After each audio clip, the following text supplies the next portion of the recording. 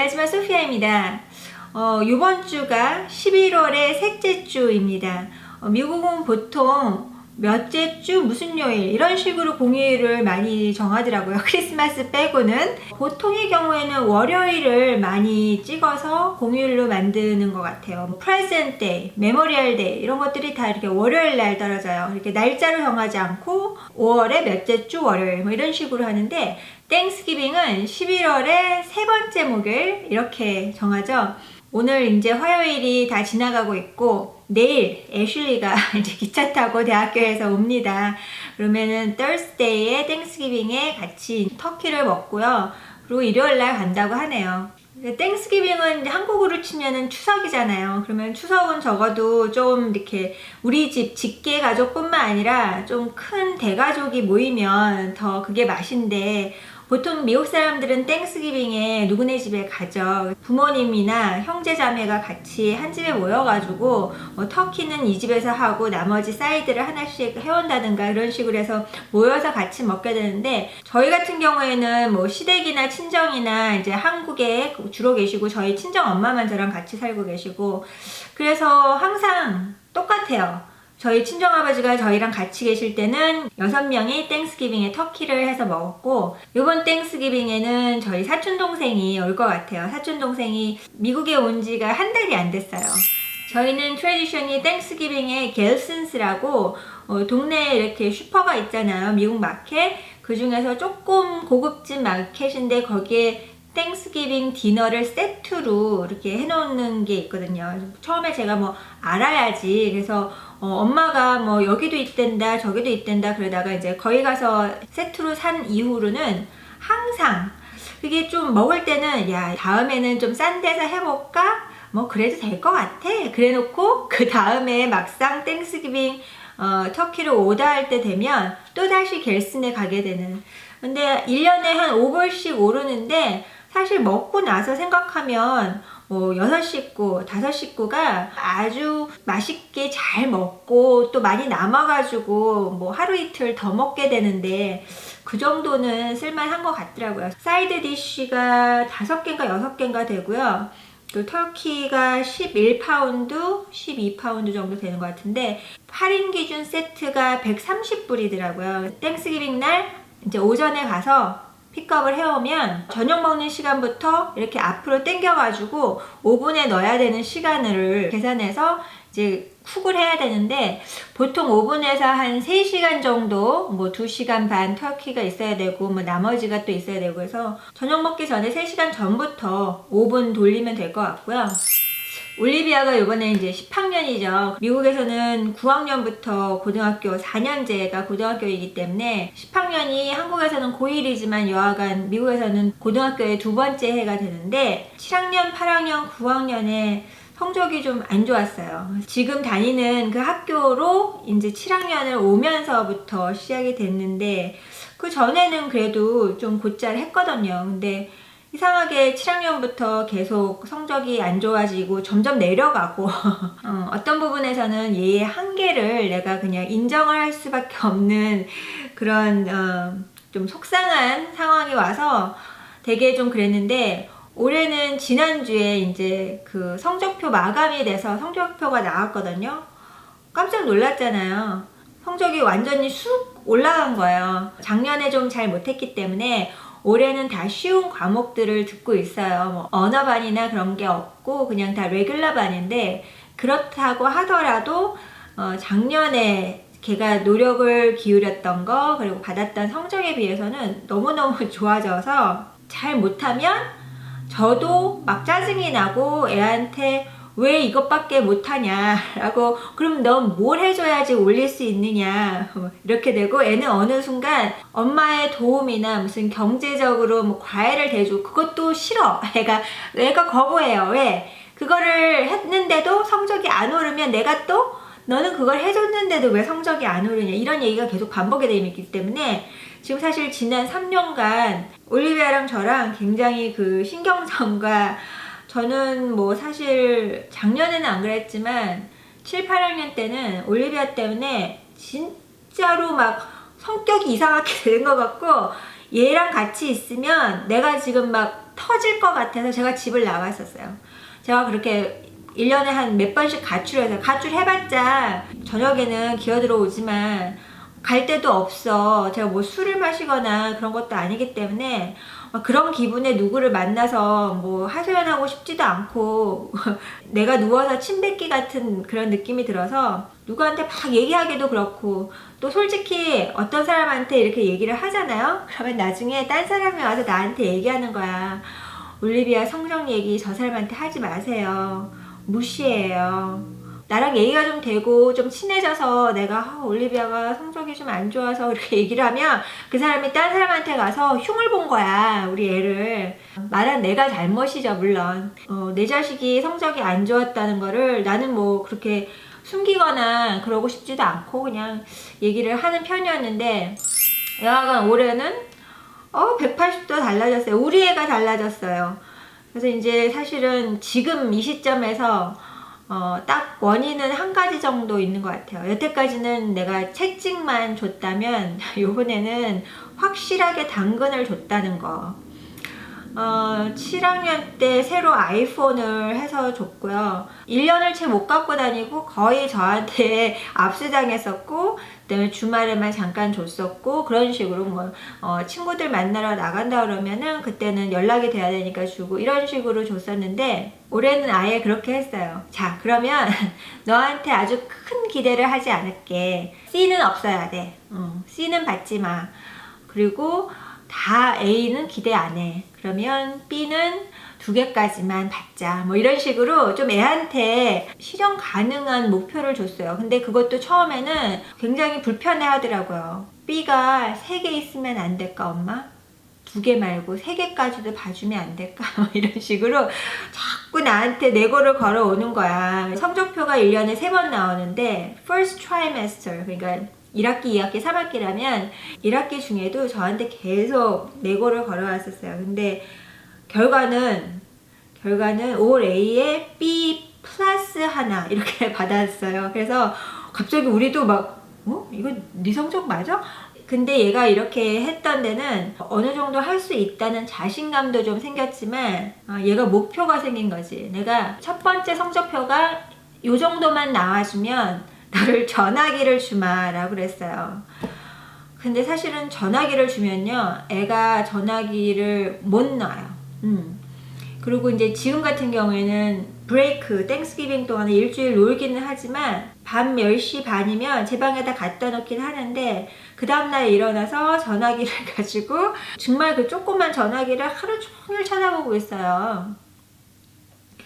그래서 조금 걱정도 되고, 그래서 너 세컨드 트라이메스터에 무슨 이유에서건 성적이 떨어지면 그거는 전학이라고 난 생각하고 다시 압수다 라고 이제 얘기는 했는데, 지가 압수를 안 당하려면 열심히 하겠고, 요번에 그 당근 중에 하나가 그 전화기를 다시 주겠다는 좀 달성 가능한 목표를 주면서 그 당근을 줬다는 게 요번에는 좀 성적을 올릴 수 있었던 이유였던 것 같고, 마이 탑띵스 채널에 타겟 갔다가 그리고 베스트바이 가서 올리비아 랩탑 산 날이 있었어요. 여름에 샀는데 전화기든 뭐든 그런 거를 막 사주고 싶지 않은 게, 애가 다른 거를 거부하고 그것만 빠져서 하기 때문에 이게 어느 정도 이렇게 시간 조절이 안 되는 거야. 그래서 그만해, 그만 봐, 뭐 이렇게 컨트롤을 내가 하려고 이렇게 얘기를 하면 저랑 막 싸우려고 달려들기 때문에 저도 그러고 싶지도 않고, 그러니까 안 사주는 게 낫다고 생각을 했거든. 근데 학교를 이제는 랩탑 없이는 다니지 말고 꼭 갖고 다니라고 그렇게 했기 때문에 어쩔 수 없이 사줬거든요. 그 대신 약속을 했지. 다른 이상한 앱도 깔지 말고 이걸로 인스타그램 보고 유튜브 보고 그러지 마라. 너도 너를 알지만 한 번 시작하면 스탑이 안 되는 거야. 그러니까 계속 그걸 하게 되면 계속 하니까 공부 이외에 딴 거로는 쓰지 않는다고 약속을 하고 우리가 하자. 그렇다고 약속 안 한다 그래도 사실 안 사줄 수 없는 그런 거였는데, 하여튼 처음부터 랩탑을 가지고 지가 기분 좋게 시작을 했던 10학년이 기분 좋게 유지가 되고 있어서 매우 다행이고요. 그런 면에 있어서 저는 사실 올리비아가 저한테 주는 스트레스가 없다는 거 하나만으로 제 인생의 황금이라고 할 수 있어요. 저는 지난 사실 3년간 너무너무 스트레스를 많이 받았기 때문에 딸이 둘이 있는데 하나는 참 잘 알아서 하는 스타일이고 하나는 너무 속을 많이 썩여가지고 제가 좀 힘들었었거든요. 이제 옛날에 저희 아버지가 저한테 했던 그 충격요법을 저도 써먹어 봤는데요. 올리비아한테는 안 먹혔어요. 근데 저는 딱 요만한 시기였어요. 고 중3 때, 고1 때 저희 아버지가 저희 충격요법을 쓰셨는데, 저는 솔직히 아버지가 대학원 가신다고 그래서 초등학교 때 미국에서 한 2년 살았기 때문에 영어 공부는 대학교 들어갈 때까지도 영어 공부를 안 했었고 수학은 잘 못하는 편이었고, 근데 공부를 열심히 하는 스타일도 아니었고 역사, 지리, 세계사 이런 거 외우는 거 되게 싫어했었고 그래서 시험을 볼 때 반짝 외우면 시험 본 당일날 또는 다음날이면 다 까먹어요. 내 머릿속에는 남아있는 게 없었어요. 그래서 사실 지금까지도 역사, 세계사, 지리 이런 쪽에 되게 약한 게 들어본 듯 하지만 기억나는 거는 딱히 없는, 공부를 열심히 한 스타일은 아니었어요. 어떻게 보면 올리비아랑 비슷한 것 같기도 하고, 그냥 반짝반짝 단기 암기력으로 성적을 이렇게 하다 보면 어떨 때는 운이 좋아서 성적이 올라갔고 어떨 때는 성적이 무지 나쁘고 그렇단 말이에요. 그래서 막 성적이 오르락 내리락 했다고요. 그때 이제 어느 날 아버지가 충격요법을 주셨어요.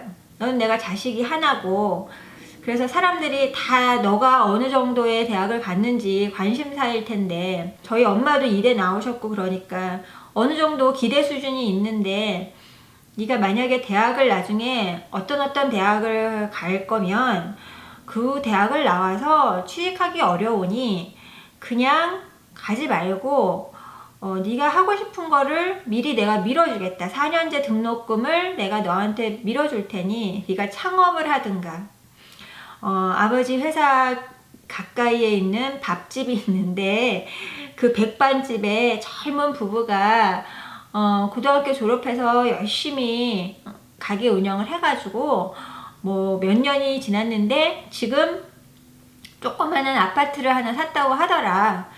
그러니 그렇게 해서 사는 것도 성공한 방법이다. 굳이 네가 하기 싫은 공부를 억지로 해가면서 그렇게 대학교를 다니려고 하지 말아라.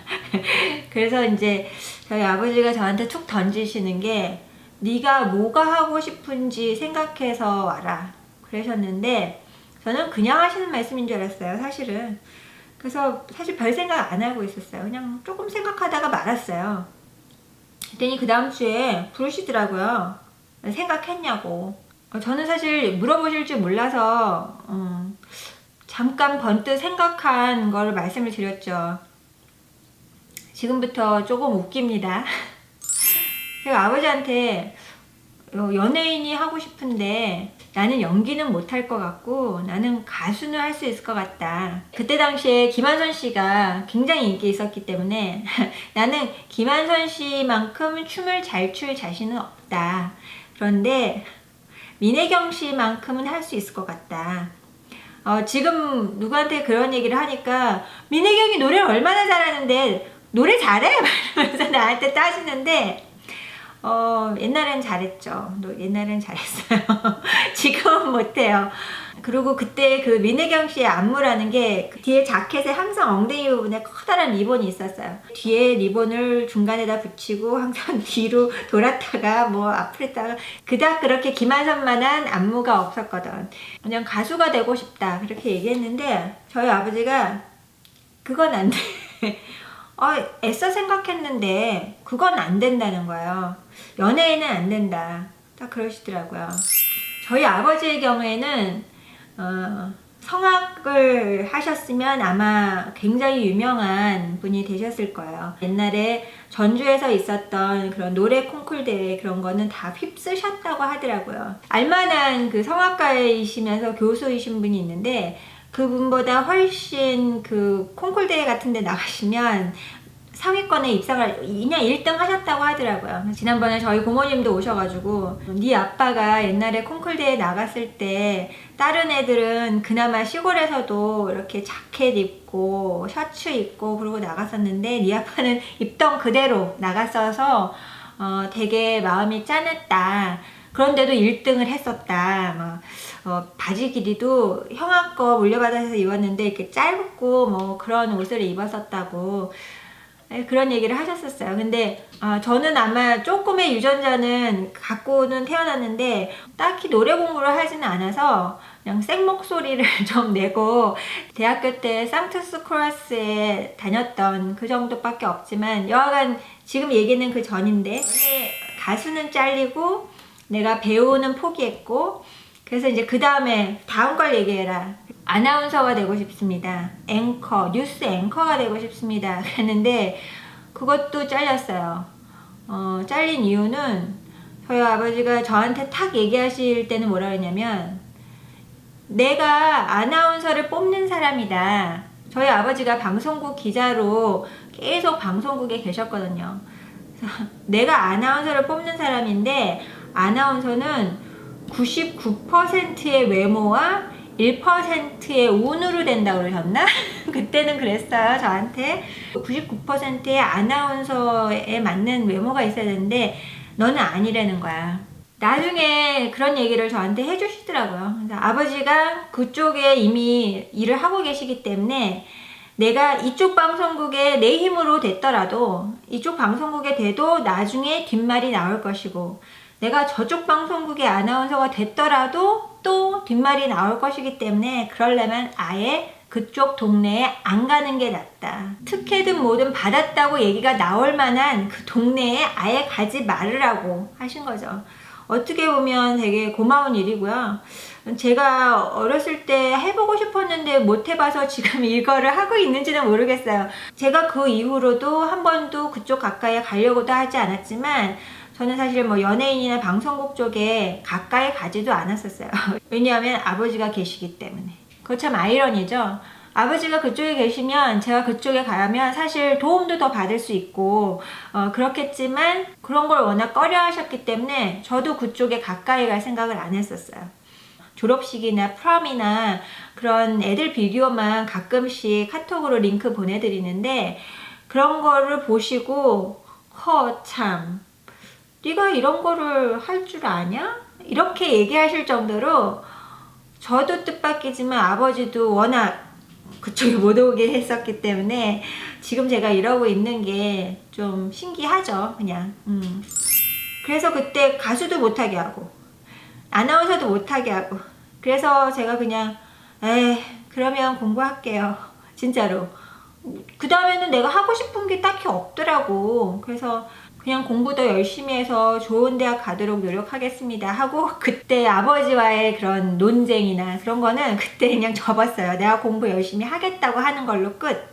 그래서 저희 아버지가 했던 그 내고를 저도 올리비아한테 밀당을 했었는데 안 바뀌더라고요. 얘가 딱히 그렇게 성적이 오르지 않았었어요. 그래서 지금 생각하니까 얘한테 당근이 부족하지 않았었나 아니면 없지 않았었나. 얘가 진짜 원하는 게 전화기였다면 그 전화기를 걸었어야 되는데 상금으로. 불행 중 다행으로 얘가 잘하고 있어요. 그래서 그냥 요번에 이렇게 드는 생각이 올리비아가 대학은 가겠구나. 그런 생각을 진짜 했다니까요. 이런 식으로만 해주면 대학교는 가겠구나. 그 9학년 때 성적을 그렇게 쭉 4년을 만약에 계속 쌓았다면 그렇게 미국에서도 대학 가는 게 쉽지 않아 보였어요. 근데 이제는 조금 한시름 났고요. 오늘은 올리비아가 이제 저스틴이라고 제일 친한 친구 걔랑 여기 앉아가지고 비디오를 하나 찍었습니다. 내가 야, 걔 놀러 오면 한 2여 개 찍고 가라 막 그랬는데 한 개를 무지 길게 찍고 갔어요. 그래서 요 동네에다 지금 내려줬는데 동네에서 지네들끼리 먹고 구경하고 쇼핑하고 그리고 나한테 저녁에 나와서 수시 사달라고 해서 전화 올 거 기다리고 있고요.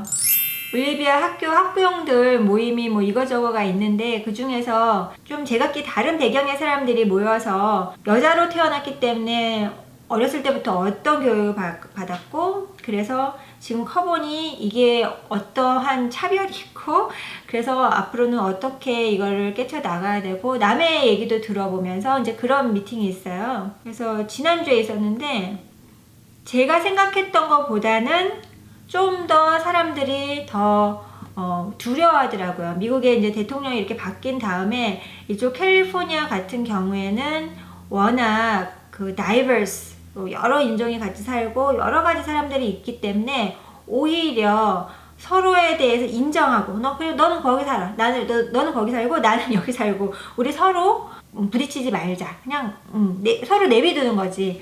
그렇게 살고 있었는데, 이 동네가 아니고 저 중부나 동부 쪽으로 가면 백인들이 굉장히 달라졌다. 태도가 달라졌고, 막 백인 아닌 사람들을 무시하고 KKK가 움직이려고 그러고, 집 앞마당에 데코레이션을 했을 때 얼굴을 까맣게 칠한 허수아비를 이렇게 밧줄에 매달아 가지고 나무에 걸어 놓고, 뭐 이런 식의 이런 거를 보니까 사람들이 이렇게 얘기를 하는데, 어떤 사람은 자기는 굉장히 무섭다, 어떤 일이 일어날지 앞으로 예상을 못하겠다. 근데 그거 얘기한 엄마는 레즈비언이거든요. 그래서 레즈비언이나 게이에 대해서는 굉장히 차별이나 아니면 제약, 법적으로 허용되지 않게끔 하려는 움직임, 뭐 이런 거 굉장히 많을 것 같다. 그래서 굉장히 두려워하고, 흑인 엄마의 경우에는 이 동네에 살면서도 굉장히 불편해 했었어요. 예를 들어서 치과에서 일하는 흑인 엄마가 있었는데, 지난번에는 안 왔어요. 근데 지지난번에 모임에 와서 얘기하다가 울컥하고 울어가지고 제가 일어나서 휴지 갖다 주고 그랬는데, 자기가 만나는 모든 그 환자들은 지금 이 시점까지도 그 사람도 한 40대이지 않겠습니까? 근데 지금 이 시점까지도 환자들이 자기가 딱 이렇게 도와주려고 가면 약간 불편한 눈초리를 보이다가 너 어디서 공부했어? 그렇게 물어본대요.